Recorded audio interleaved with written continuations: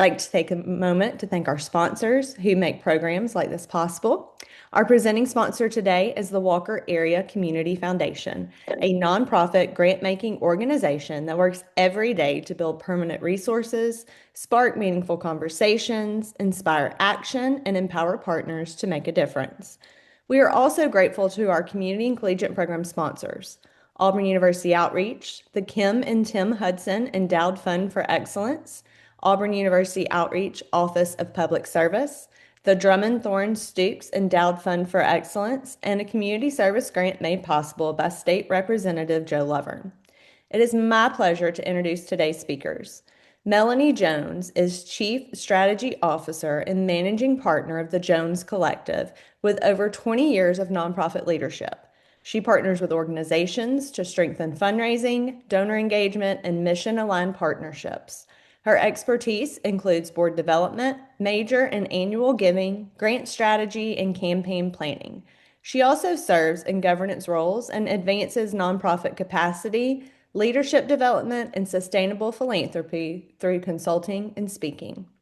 Keava Boswell Jones brings over 20 years of experience in nonprofit leadership, focusing on building strong teams and effective organizations.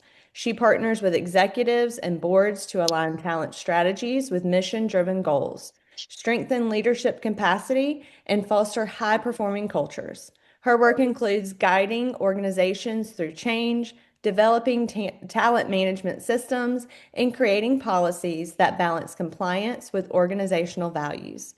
Kiva also trains and speaks on leadership development and workforce strategy, helping nonprofits enhance accountability, engagement, and long-term sustainability. Please join me in welcoming Melanie and Kiva. Well, good morning, good morning, good morning. Thank you, Brittany. We are so excited to be here. For those of you who are comfortable doing so, please turn your cameras on so I don't have to look at a Hollywood squares of names. I think I just aged myself with that one, but I'm happy to have your cameras on. And if those of you are listening and multitasking, we understand that. But we're so excited that you joined us this morning. And we hope that we're able to share with you some information and most importantly, some tools that you can use with your organizations. Listen, I want to acknowledge the work that you all do with your nonprofit organizations and the load that you carry as leaders.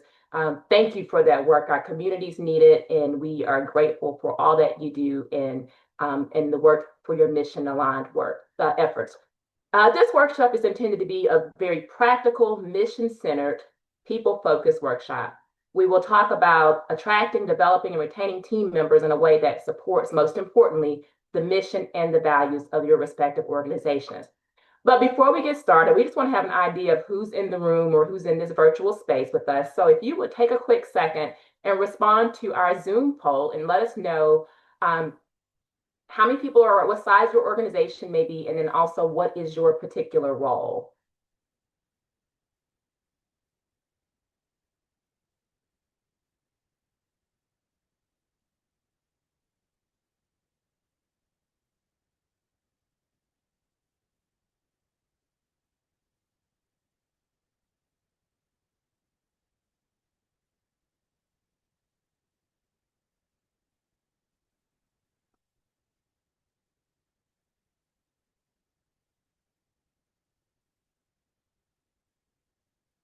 Thanks, Paul. We got your chat message as well. All right, we'll give it another second or two.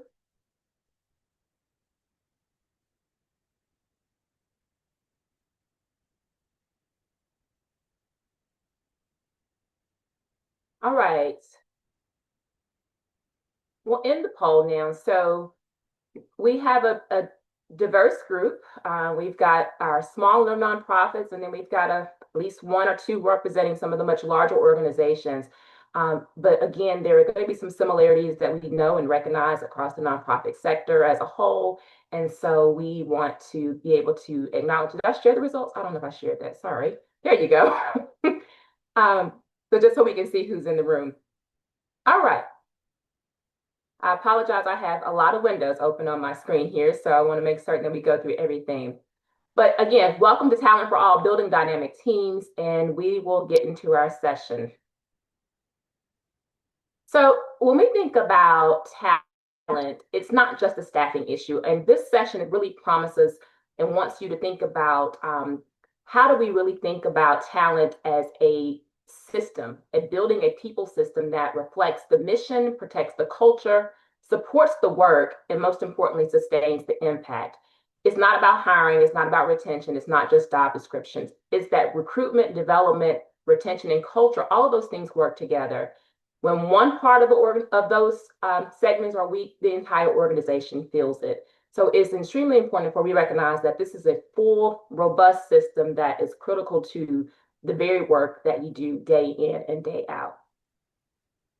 And of course, we know why nonprofits exist. Your work matters. You all exist to meet needs, solve problems, serve people, and again, create impact.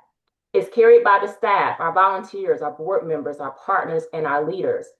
However, a strong mission by itself cannot make up for a lack of talent. So when we talk about talent and this talent strategy, your mission opens the door, but our people are the ones that do the work and allow our mission to go further. And so whether you have a strategy or not, or you think you have a strategy or not, you do have one. Whether it's intentional, it's by happenstance, it's a reactive strategy, or you have a true mission aligned strategy. But a strong mission does not overcompensate or compensate for unclear roles, poor supervision, poor communication, and even burnout. And for our smaller nonprofits, which we have quite a few represented on the call today, while you may not have formalized HR departments, there are still discipline practices that you can deploy in your organization. So here's our reality as nonprofits. We know we are oftentimes known to do less with more, more with less. Our staff members may be in several roles at the same time. You're the bus driver, the CEO, the janitor, and the chef all at the same time. I think Keava had a really good a joke yesterday. We were talking about wearing the multiple hats. But also, when we talk about our nonprofit organization reality, our passion for the mission is meaningful. However, passion does not replace structure. And same thing, we always talk about strategy. Hope is not a strategy. So all those things are good and necessary to have. They do not replace the structure that we have to have for these organizations, our organizations, to do well. Culture is shaped by what leaders tolerate or repeat, reward, or ignore. And so our culture can oftentimes impact what our opportunities are or the reality of our organization. So when we have healthy talent practices, we protect both the mission and the people doing the work. So it's a little bit of balance of what our mission demands and what our capacity of our teams look like. So we all have these challenges. I'm sure that they exist in organizations regardless of your size. And so we want to be mindful of that. Big missions, lean teams, but we all have high expectations and we have critical work that you're doing. So I want to take a moment, if we can do another poll here, and I want to ask you, where is your organization feeling the greatest talent pressure now? We'll take a quick second to launch that poll, and if you could share that, is it attracting qualified candidates, hiring people who align with your mission and values, developing current team members, retaining strong employees, managing workload, burnout of team capacity, and clarifying roles and expectations? What is your organization facing when it comes to talent?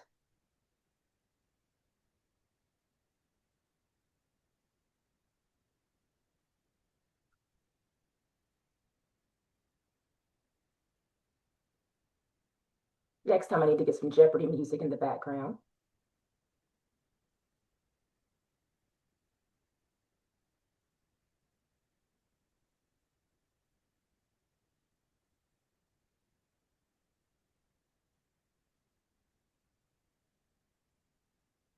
We'll give it another 7 to 8 seconds.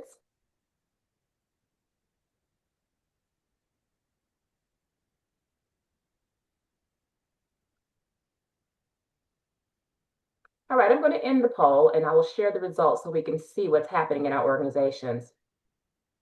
So interestingly enough, I'm excited to hear that no one is having an issue finding people who align with the mission and values. That is incredible. But we are having issues, obviously, attracting qualified candidates, developing our current teams, and managing workload burnout and team capacity. Those are very real challenges. And even retaining strong employees. And I know Keeva is going to share some things about retention and the good and the bad there as well. So thank you for sharing us with that. This gives us a sense of where some of our pressure points are, and hopefully we can emphasize and focus a little bit more on some of these pain points.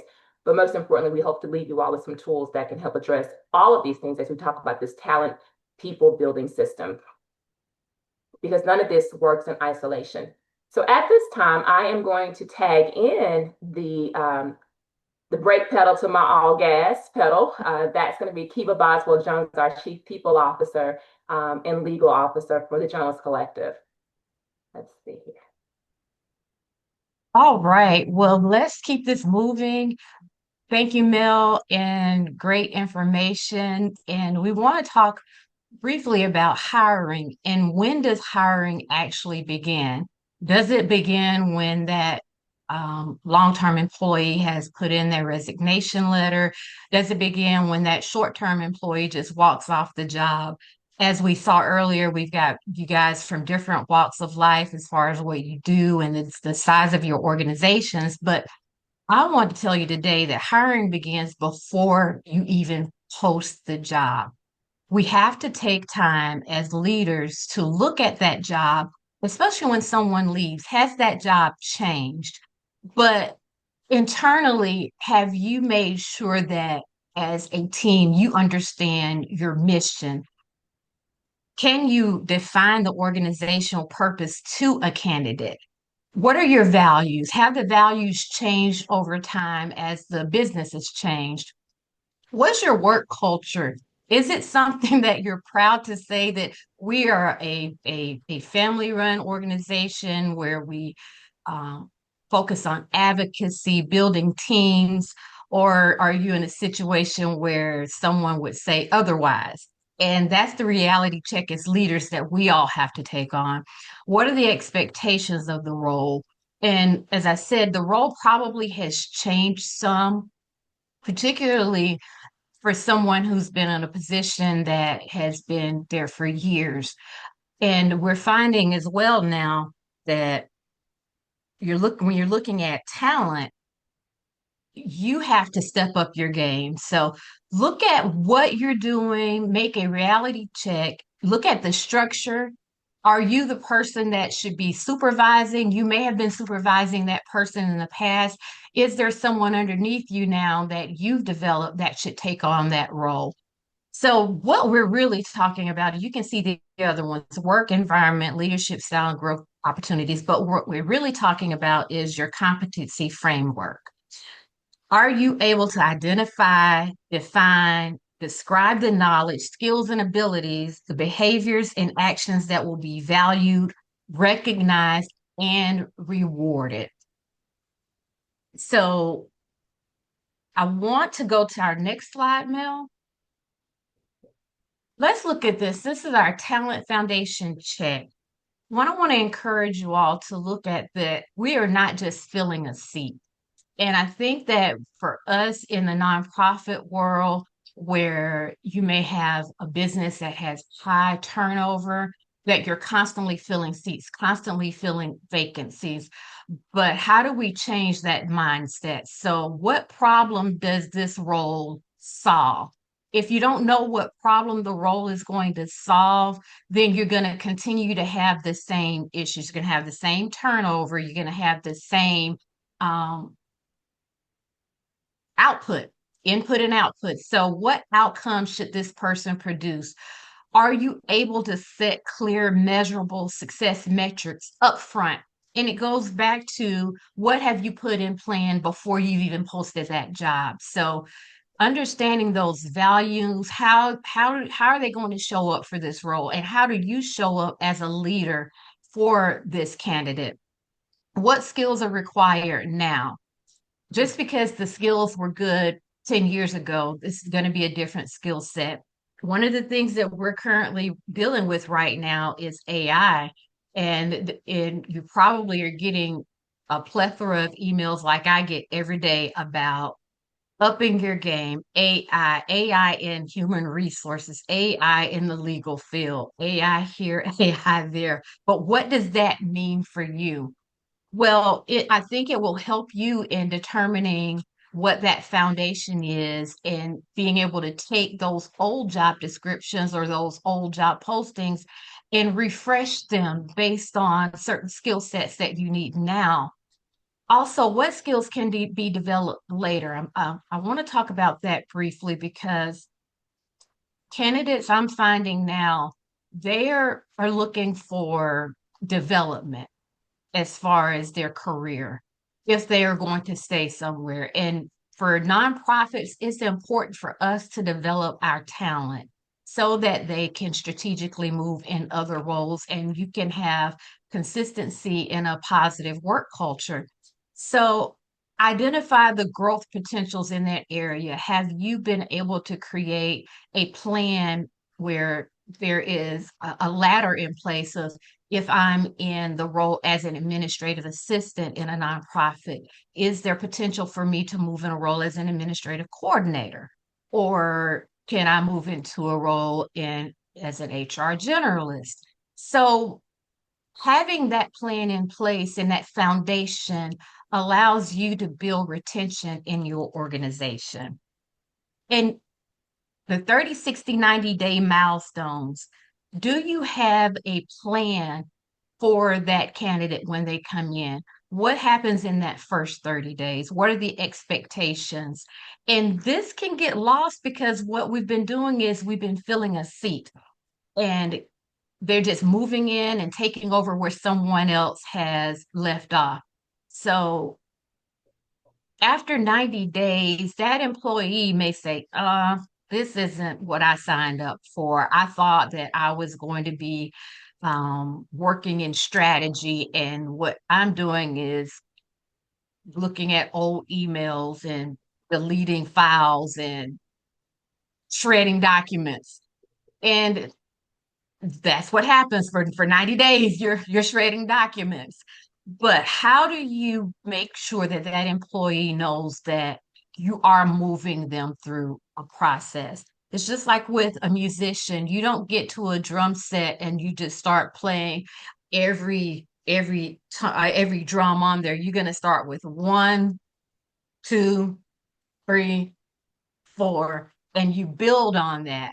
And that's what you want to ensure that those new employees that they know you have a foundation that you're going to build on.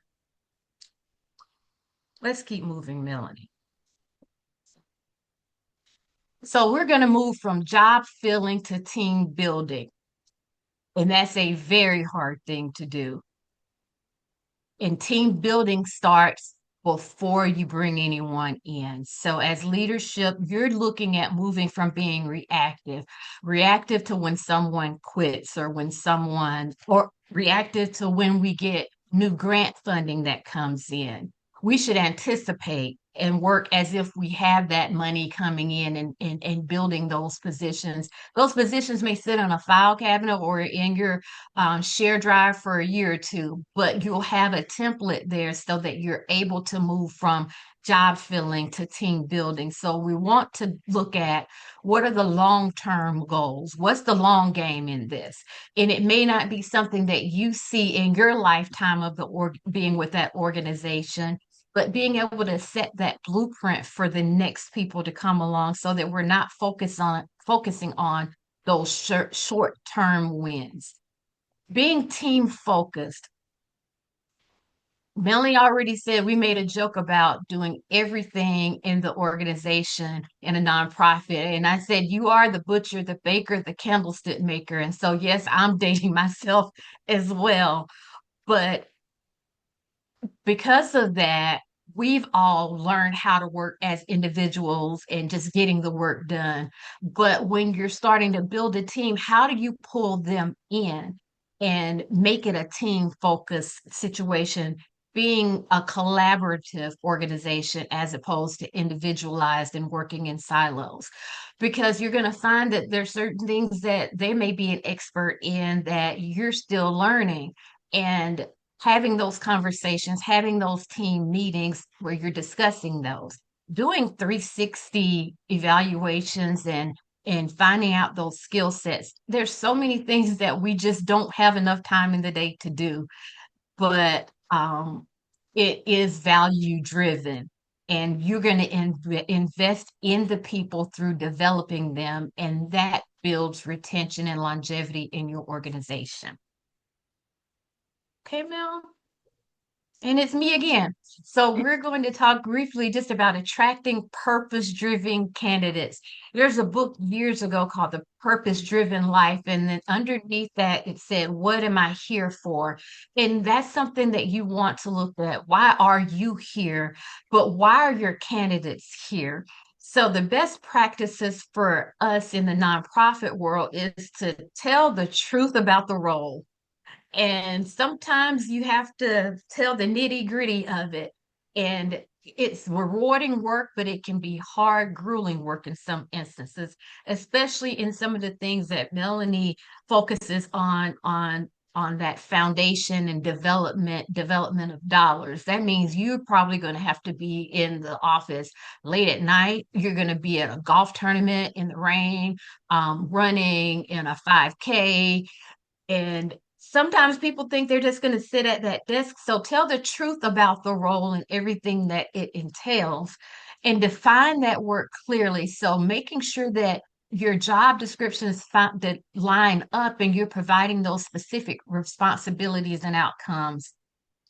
You want to lead with the mission. So you must know your mission, and you're going to connect that to the role in the organization and in the purpose. So explaining the culture just through behavior. So we're going to show and not just tell. We don't want to be known as, well, we say that we're a compassionate organization, but we don't show compassion to the people that we work with. We don't say that we're respectful to the people in the community, but we're showing disrespect towards each other. So we need to line all of that up before we bring anybody else into our nonprofit family. So making sure that we're also reducing unnecessary barriers. That's the streamlining the application process. Have we made it so cumbersome that people will start an application and then they just say, I'm not going to do this anymore? And that means that the questions should be simple, using Indeed, Glassdoor, Career Builder, so that you're able to easily vet those applications.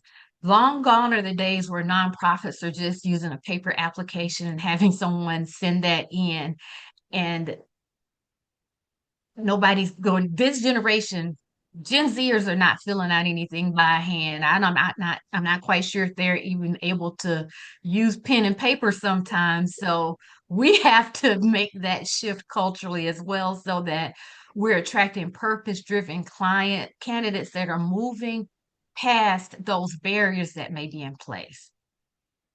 Okay, Mel. And one more, job posting is a culture signal.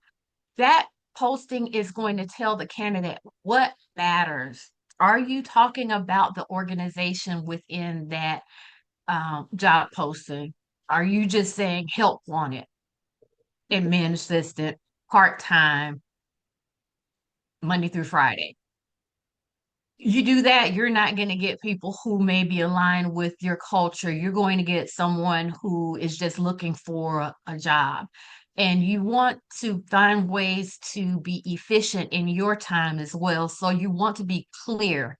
What matters? How clearly are you communicating? What do we value? Are you talking about in that job posting those things that you actually do?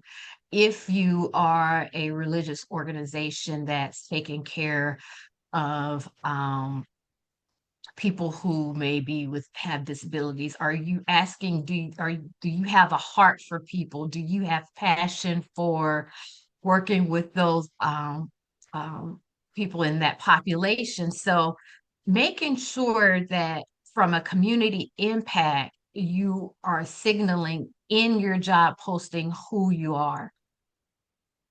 Let's keep it moving, Mel. And rewriting language, we talked about that, from being more specific in what you're attracting versus what you're typically putting in your job postings.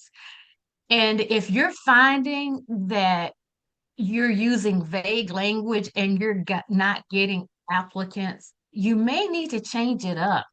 Also, start looking at other nonprofits who may be doing similar work than that you're doing.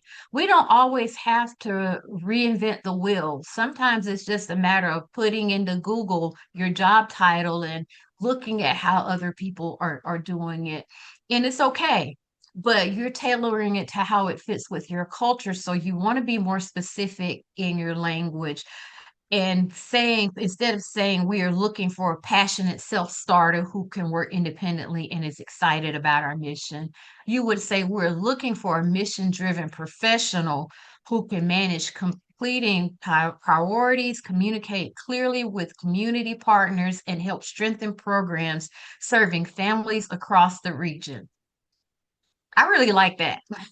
That sounds completely different. And if I were out looking for a job right now, I would want to click on that and find out more about that role. I would go and click on your website and see if there are pictures that show what you're doing, how you're in the community.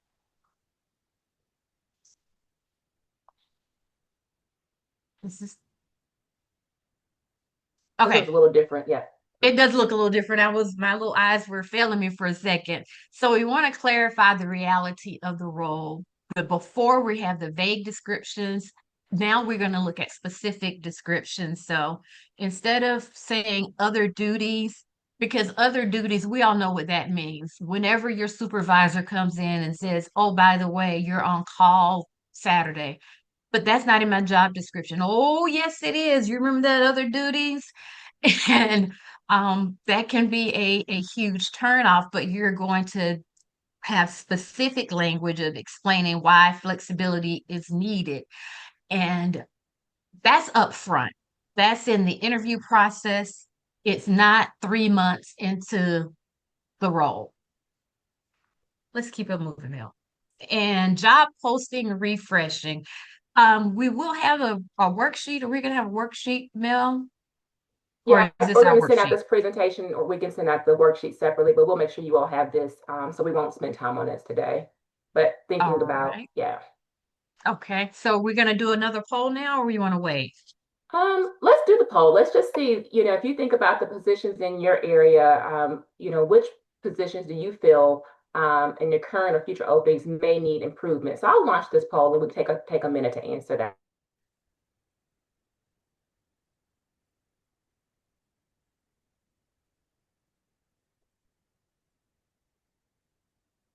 So when you think about your current or future job posting, what area needs the most improvement? The role need to be purpose needs to be clear. It needs to be better connected to the mission. The required skills need to be more specific. Expectations need to be more realistic. The cultural language needs to be more honest. We need to be more honest about compensation or benefits. We need to reach a wider audience, or you're not sure.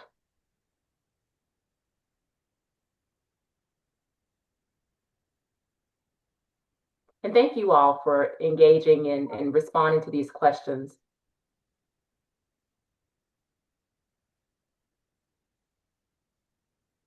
and being honest. Yeah, definitely.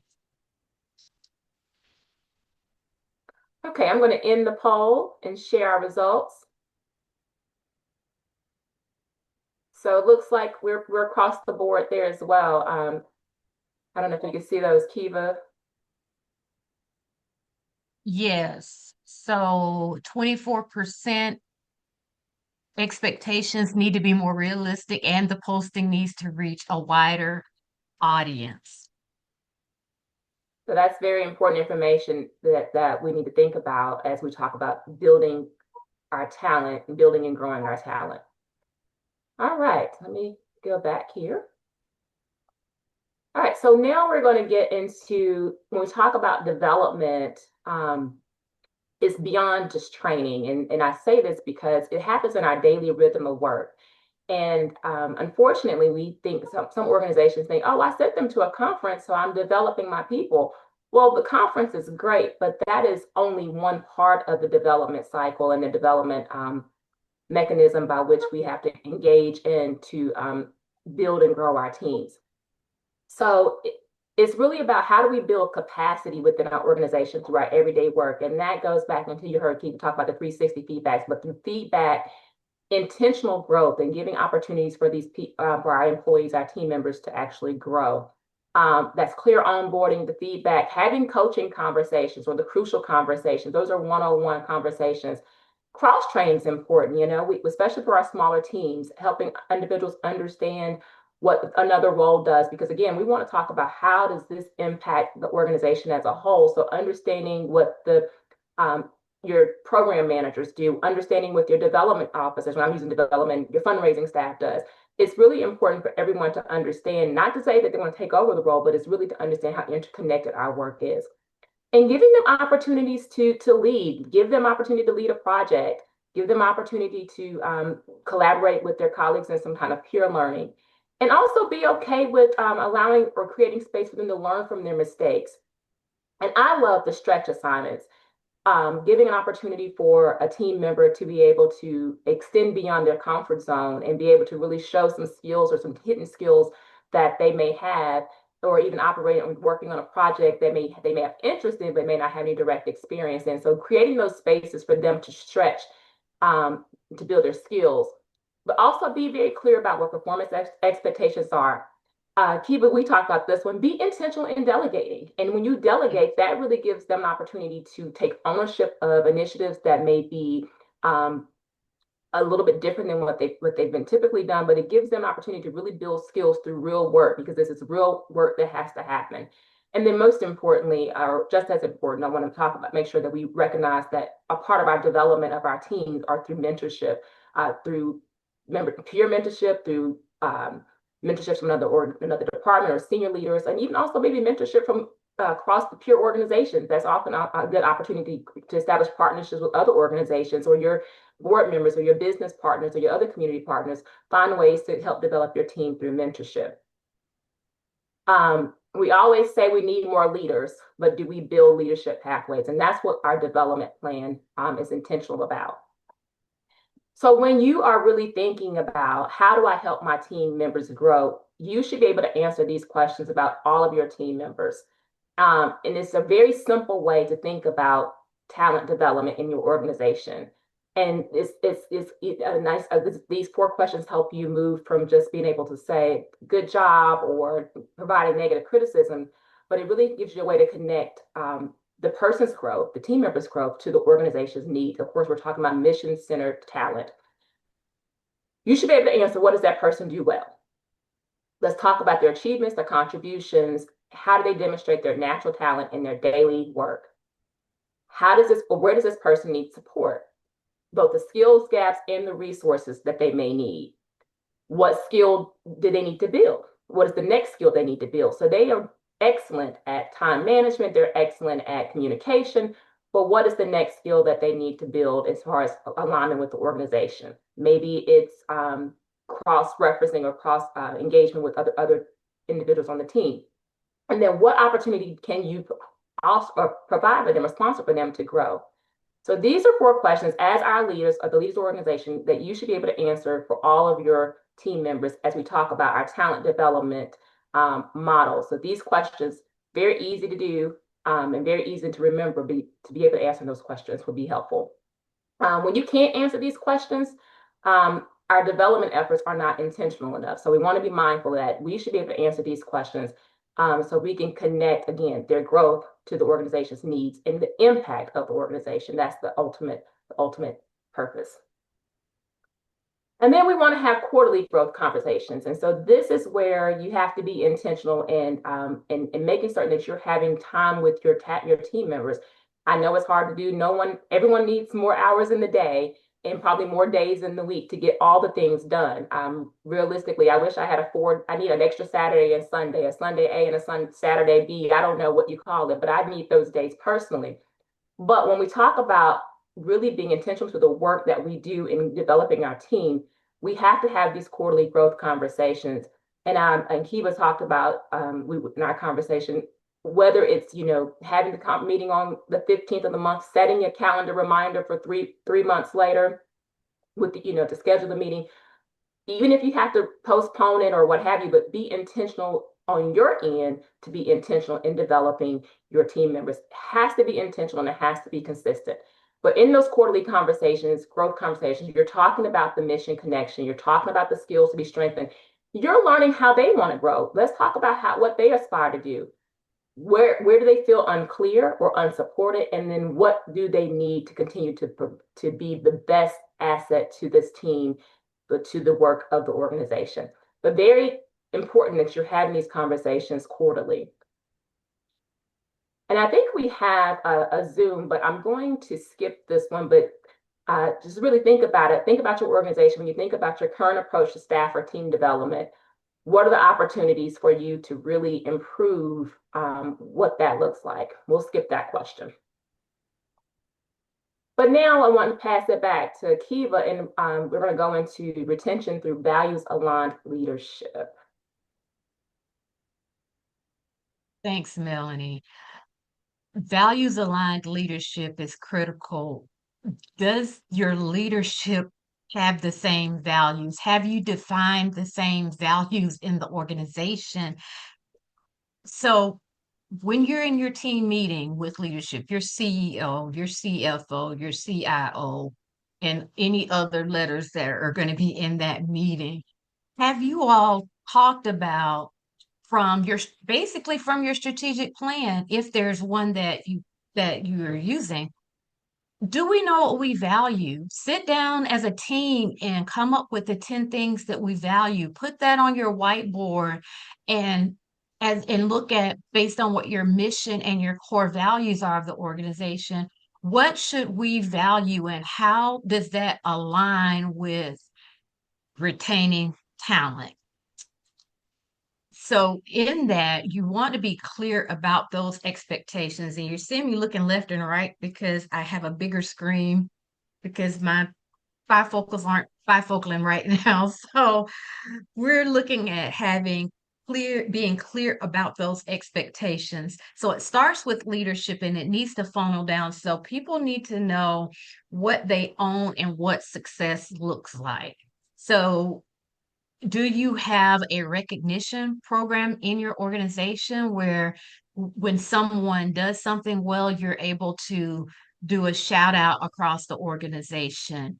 And that goes a long way. That's when people know that they are seen, their efforts are valued. And you want to make sure we want to connect to the purpose of the organization and to the work that's being done. So feeling that their work contributes to the mission impact. So that means that they're not just shredding papers, that they are doing something, as Mel stated, that they're given an opportunity to be in the room in certain meetings where they're able to develop. As long as they're not in that space, they're not going to grow because they're not seeing you as their leader in action. And that's the first thing they need to see. What they see is what they will be. So they will be able to see you moving forward in conducting a meeting. And that means that you'll be able to allow them to conduct meetings at some point. But it also, they'll see how they're connected. How does that rank and file employee fit into the organizational structure? Do they realize, as we talked about, Mel and I, as a janitor, does that janitor know that what their role is if they are cleaning in your nursing home or in your group home? And what does it mean that they're being advocates for the organization? They are the mouthpieces as well because they know that when they keep this place clean and neat and nice, that means that there are going to be families that bring their family members that need care into that organization. And you're recognizing that janitor for the work that they're doing and how they are aligned with the mission of the organization. Don't leave them out because they're going to be the people that the families are meeting, they're seeing every day. And that also shows in our third section where they're being respected as professionals. They feel like you see them as a person. You're treating them with dignity and you're giving them professional autonomy to be successful in the role that you hired them to do. And that's why I believe we get caught up is that we'll hire people in a role and we never allow them to function in that capacity. So being supported by leadership as well is critical. So making sure that they're receiving guidance and the resources needed to succeed, asking them what they need. And we're talking a lot about, as a leader, what we're doing, what we're asking. So let's pull that back. You have to talk to your team. You cannot sit at your desk all day and crank out grants and crank out reports and um, respond to emails. I tell my team sometimes, knock on my door and make sure I'm still breathing and not just sitting up here at my computer like I'm on weekend at Bernie's. Make sure I'm okay. But it pulls me out of where I'm so focused to make sure that they know I know that you're there. It's still my job to develop you. So give your team those clues as well and make sure those cues and say, come in my office, check on me. My door may be closed, but I want to support you. It allows them to grow. It gives them a safe place to raise concerns when they feel supported and respected. And that's how you build retention. Okay, Mel? And I was just going to say, to Keava, we talk about, creating a healthy culture, and this is really what was aligned for retention. That's when people stay. While compensation matters, they really want to be connected and feel valued and be a part of something that is healthy and strong. And I think it's important as leaders that we understand that retention starts way earlier than a lot of times we think. We'll say, "Oh, we'll get them here and we'll figure it out." No, retention starts from that very first point when we're posting the job to their Yes. onboarding experience, what they're experiencing there every day. And what we don't want to do is lose strong people because our organizational culture is exhausting. You know, you all have probably heard the saying that uh, culture will eat strategy for lunch. And so, we can have the best laid plans, but if our organizational culture is toxic or it's a place where people don't feel valued, they don't feel like their ideas matter, they're going to choose to go elsewhere. They may be the best employee there could possibly be, the smartest and the brightest, most talented, but the organization has to be healthy and we have to be intentional about creating that space for them so that our people stay and help us do this critical work. Yes. So those retention risks, Mel, and we've talked about this. I've talked about this with organizations time and time again.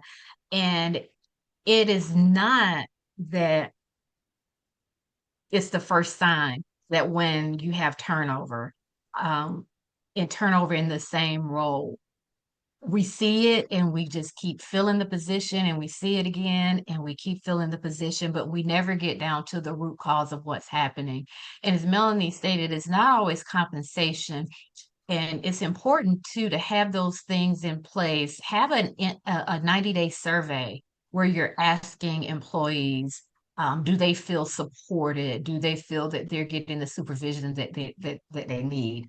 Do they feel comfortable talking to their next level manager? Do they feel comfortable talking to HR? Do they understand their benefits package? So when they're having that, that builds that trust and also builds a security in the in that now employee that you have. But you also may need to do an exit survey because the exit survey is going to tell you the truth about why people are leaving. I've been doing exit surveys and reviewing exit surveys, and people are not leaving because of compensation. The two major things that former employees are saying that they're leaving because they don't feel like they're getting the support from their supervisor and that supervisor is a poor supervisor. And they also feel they're not getting the training that they're needing. So they become overwhelmed in the job and they leave. And we've convinced ourselves because oh, we're a nonprofit, we can't compete financially, that's why people are leaving. I tell you, people who are working in a nonprofit are not necessarily in there to get rich. They are there because there is something in them that pulls them to work with people who need help, need some type of assistance. And when you talk to your staff and you look at and you talk about their life, you'll find that they've always been on a role where they're helping people or trying to figure out um, how to find services for someone. That's a part of who they are. And so they're not leaving just because of the money. They're leaving because of that poor communication, because you're stuck in your behind your desk and you're not able to provide that support. So they don't thrive, they don't grow. They become burned out in just the rigmarole of the job. And we've got to figure out a way as supervisors, as leaders, to step away from our desks to build. Um, I tell teams all the time that while we're holding on to the work because it's easier for us to get it done because we know it, if you take that time, take a day, take 30 minutes a day for how many weeks you feel like you need to get that person trained, you will then be able to do the high level work that you need to focus on, the advocacy, so that you're going to the governmental entities to get more funding for your organization. You're not able to do that because you're stuck. And our retention is at risk because of our inability to um, do the work on the front end as opposed to the reaction. Okay, Mel? And I like this, the 5 R's of retention: role clarity, room to grow, resources, respect, recognition. We've talked about all of these, but the 5 R's is something that you can put right there on your desk, right in front of you. I have little post-it notes about this big at the bottom of my monitor of things that are just important to me. And you can just write 5 R's. And we've talked about the respect that's people demand and deserve in their role. They're helping us. Recognition, and do you have a recognition program in your organization? And those are things that, as we talked about with AI, these are things that you can quickly generate and get started quickly. And but put this somewhere so that you can see those 5 R's framework. I'm telling you, it is something that can help you align your day and remind you of how we should be engaging with our team. And so we won't do the poll, but we do just want you to process and think about those 5 R's and think about where do you need to focus your attention in your organization as it relates to the 5 R's of retention: role clarity, respect, recognition, resources, or room to grow. So that is an opportunity that we challenge you to think about, but we want to continue so we make sure we leave some room for questions and then get through our last few slides. And so here we go. Inclusive teams are built through behavior. And so when we talk about being an inclusive team, it's not only what the organization says it's going to do, but it's what the people experience. We want to be able to make certain that we are creating a place for all the voices to be heard. Everybody gets an opportunity to lead. All the roles are valued. We're applying expectations consistently. All of the decisions are explained fairly. We provide access to information, as transparent as we can be. I know there's some things that we can't share with everybody, but we can provide some kind of sense of here's what's happening. Who carries the invisible work? Think about it in your organization. There are so many people who are carrying the burdens, and they're the most thankless jobs. We talk about the janitors. We talk about our groundskeepers in our facilities. We talk those people who sometimes have the most thankless jobs. Folks in shipping and receiving or the mail room, benefits and payroll. All of those roles that are they're invisible, but they're very, very, very real and important work. And then do we respect different working styles? Do we have those who need to have the quiet focus moments? We have those who need the group collaboration. We have those who have the opportunity to be out and about. And, we're not frowning upon conversations with our team members, but the idea to be able to bounce, the opportunity to be able to bounce ideas off of each other.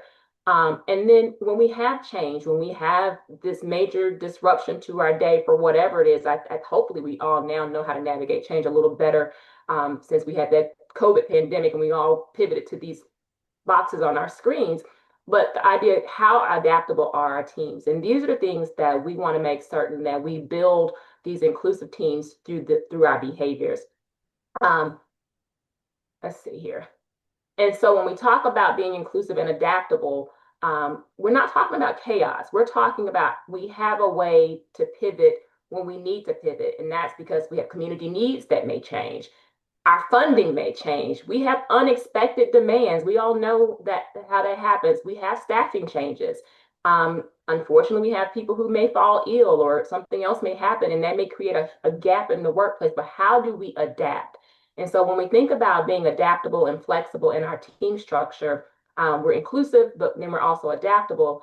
Here are some things that we want to make certain that we know are important for us. Again, and you'll see certain things, certain themes throughout all of this when we talk about developing teams. Communication, shared expectations, cross training is important, having people to understand different roles and responsibilities.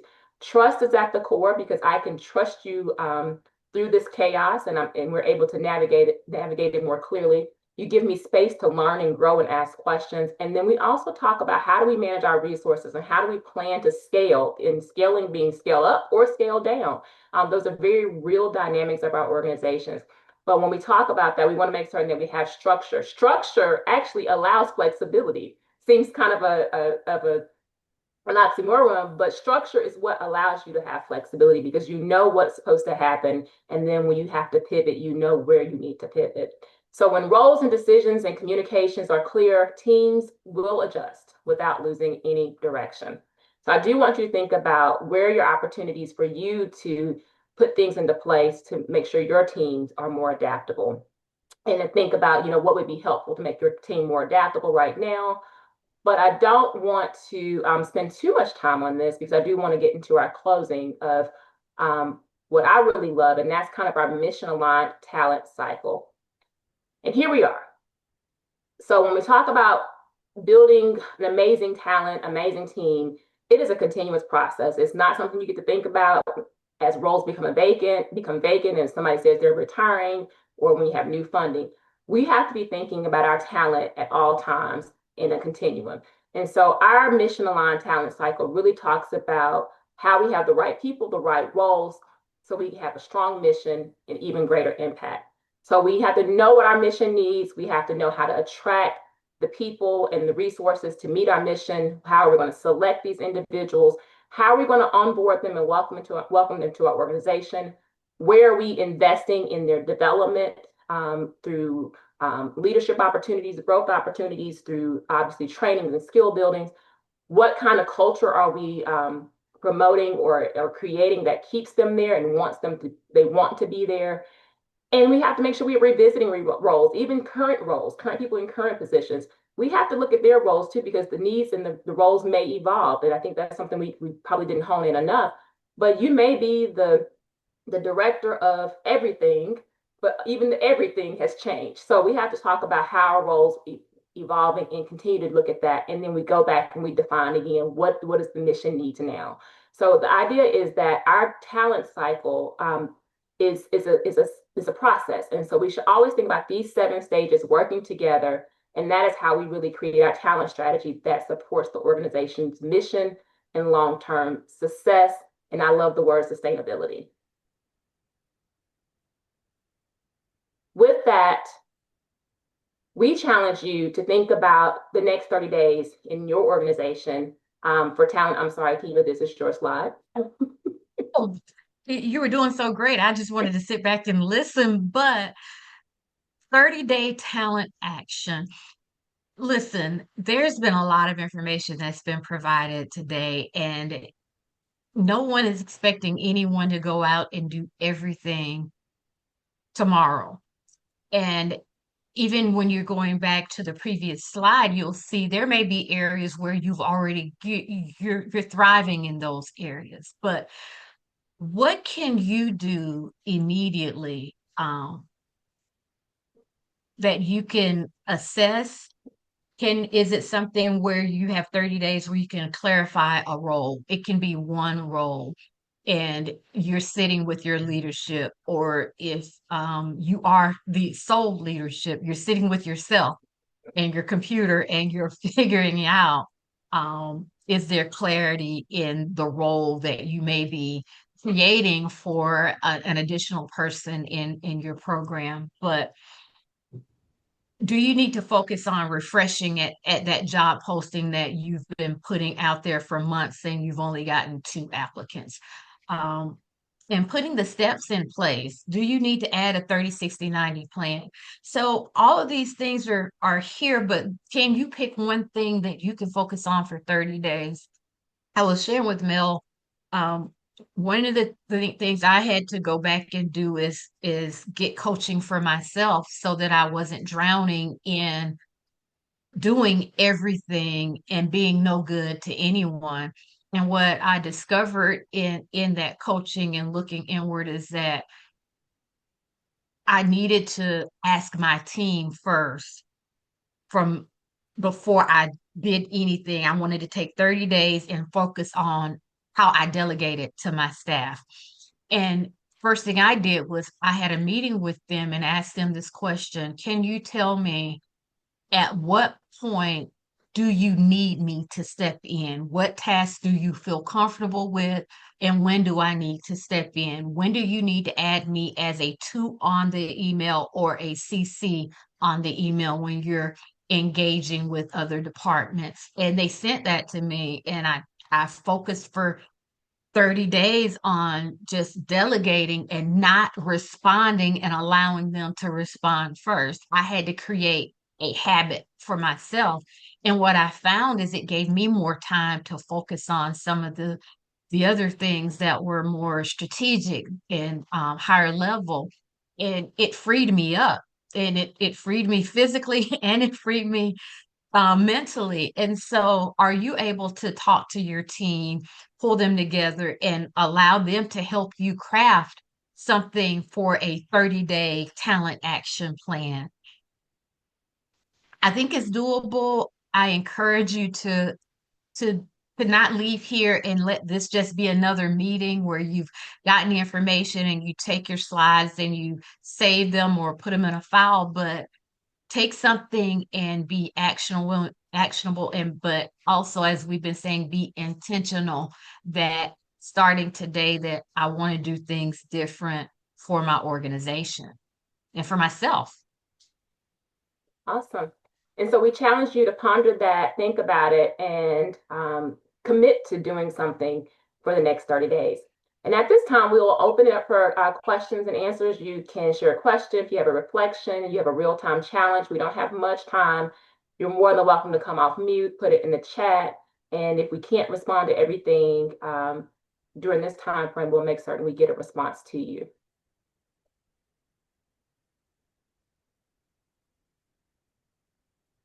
Well, I'm happy to know that all of our organizations represented here are dynamic and have the most amazing talent pipelines and talent strategies within their organizations. But I know that you're just going to just indulge us a little bit and find something that you can lean in and even strengthen. So we're going to even strengthen what we already have that's working well. With that, we want to thank the Auburn University Carey Center. Dr. Brittany Spillman, thank you so much for engaging and inviting us to be a part of this conversation today. We hope that you were able to provide you something that is beneficial to your profession, to your organizations, to your teams.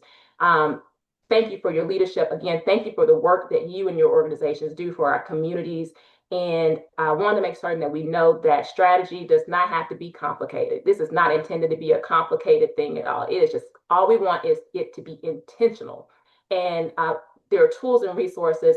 Keava and I have committed that we are going to expand this conversation here into some additional sessions that we'll have available. So feel free to email us at info@AskTheJones Collective to learn more, to follow up what we're going to do. But again, talent for all means building organizations where every person is connected to the work. They have clarity, they have support, they're held accountable, they have the opportunity to contribute meaningfully to the mission. And remember, talent is how our mission moves. We can have the best laid plans, but we have to have the people to do the work. And that is how we create the impact that our communities so desperately need. Thank you again so much, and we are grateful for you all being here today. I'll now pass it back to Brittany. Melanie and Keava, thank you so much for that inspiring program. For everyone joining us today, keep an eye out for an email from me. It'll have a link to the presentation and recording and an opportunity to sign up as a Carey Center nonprofit affiliate if you're not already one. Our nonprofit affiliate program now serves more than 475 nonprofits across Alabama and beyond, and it's a great way to access educational programs, professional development, and networking opportunities. And membership is completely free. The Carey Center Nonprofit Consultant Directory, of which Melanie and the Jones Collective are members of, connects nonprofits with trusted experts in areas such as fundraising, board development, marketing, and strategic planning. Whether you're launching something new or solving a challenge, you can find experienced partners ready to help move your mission forward. Explore the directory and take your organization to the next level. We are also excited to share information about the Carey Center Nonprofit Professional Certificate. This is an online, non-degreed certificate developed in partnership with the Auburn University Office of Professional and Continuing Education and Merit Nonprofit Professional Development. It is an anytime, anywhere micro-learning platform that helps nonprofit professionals strengthen 6 key areas, including leading, learning, resource generating, planning, managing, and overseeing. Thank you again for joining us today, everyone. We hope to see you at one of our monthly virtual programs or in person when our nonprofit training series comes to your part of the state. Have a wonderful day.